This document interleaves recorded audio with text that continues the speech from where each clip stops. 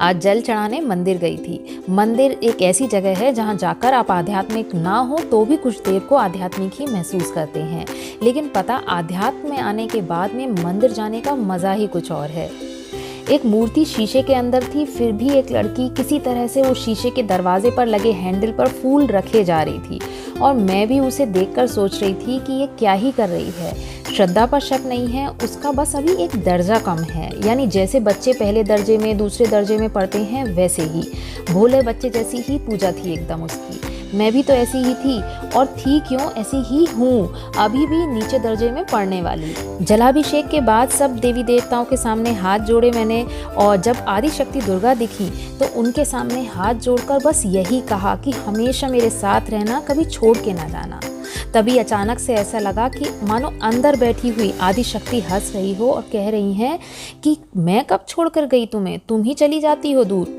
बात सही भी तो है, हम ही उस ईश्वर को ढूंढना भूल जाते हैं, उसे पकड़े रहना भूल जाते हैं, क्योंकि वो तो हमें बस एक बार छोड़ता है और वह हमारे जीवन का अंतिम पल बनता है। कैसे मूर्ख हैं हम, जो चेतना हमारे शरीर को हमको जिंदा रखती है उसे ही भुला के जिए जा रहे हैं। सोच के थोड़ी शर्म आती है, और शर्म इसलिए आती है कि कैसे हम उस अनंत को अपने आप में कैद करे घूम रहे हैं, कुछ भी किए जा रहे हैं।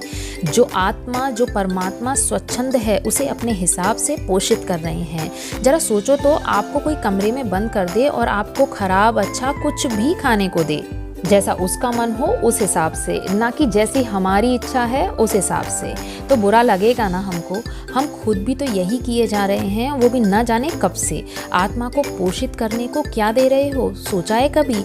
लेकिन परमात्मा की वो चेतना कितनी सुंदर है कि अपने आखिरी पल तक हमको जगाने की कोशिश करती रहती है। आप जाग गए तो मोक्ष, ना जागे तो पता नहीं क्या।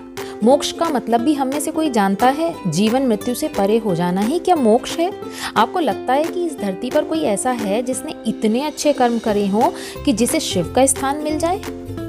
सच पूछो तो मोक्ष हमें मृत्यु के बाद नहीं बल्कि जीते जी मिलता है, और एक बार नहीं हजारों बार। जब जब हम अच्छे विचारों से, अच्छे कर्म से अपनी आत्मा को पोषित करते हैं, हर बार आत्मा को मोक्ष मिलता है।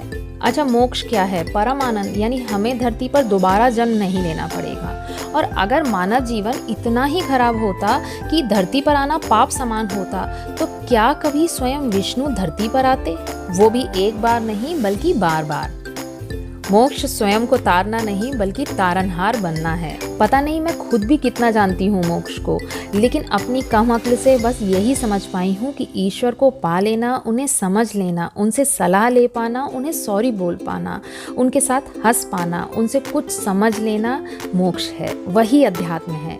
जो कुछ भी है उसे करने के लिए मानव शरीर ही है जो सक्षम है। स्वयं को ईश्वर की सर्वश्रेष्ठ रचना मानो, और जो हो रहा है बस होते जाने दो। खुश रहो, खुश रखो।